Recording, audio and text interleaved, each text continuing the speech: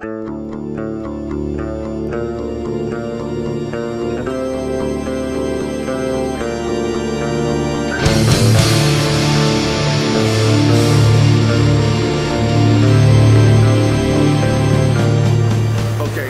here with Pat Henry, who's the national coach for the Bahrain Bowling Association. Yeah. Tell me a little bit about yourself, Pat, and maybe what you feel is the differences between coaching here in the Middle East and coaching in the USA. Sure. Actually, I'm originally from Wichita, Kansas, in the U.S. Coached at Wichita State for a number of years. Obviously, had some really good friends, Gordon Vadigan, Fred Gordon. Met a lot of really nice people around the world. As far as coaching in Bahrain, it's just a little different. Every time I go to a different country, you have to learn the culture, you have to learn the people, and what is it you need to develop. To be an elite player, I mean an elite player, these guys have to develop what I call mental or life skills, and that's always the challenge no matter where I go, is that how do we get the people from this country or this team to develop the skills so that they can handle all the stress and all the pressures in competition? How can they have the attentional skills that they need to pay attention to the right things instead of being distracted by other things, all right?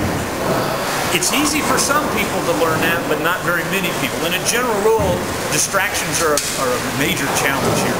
I can imagine that's the case.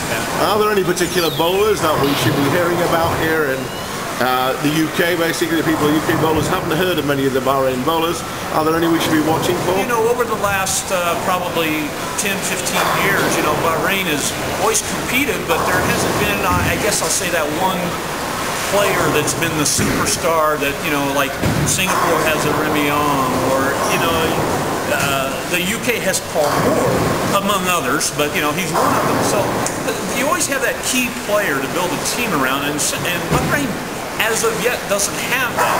But they have a couple of young players that potentially might be able to do that. You have a player like Ahmed Rahimi, who's only about 24 years old, coming on as a pretty good player, can do a lot of things, and starting to understand lane management a little bit better.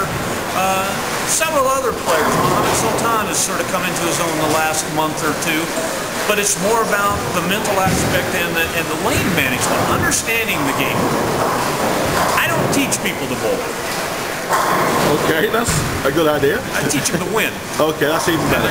There's a difference. There is a difference. Okay? It's about the Do I teach everybody to win? No. Everybody can't win.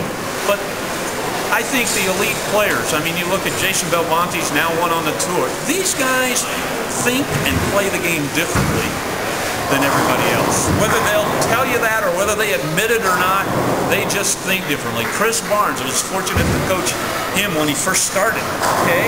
The guy just, he believes in himself, has the ultimate confidence that if he can't do it today, he'll do it tomorrow. Right. You know? I'm going to figure out how to get it done, and that's really the key to all of these guys, is that it is really it's not a false confidence, but it is a confidence that they have. It's just unbelievable. But their determination, they're process-oriented. Be honest, they don't care whether that you like them or not, just as long as they can get the job done. That sounds good. Well, thank you very much, Pat. Okay, it's been a pleasure talking to you. Okay, thanks a lot.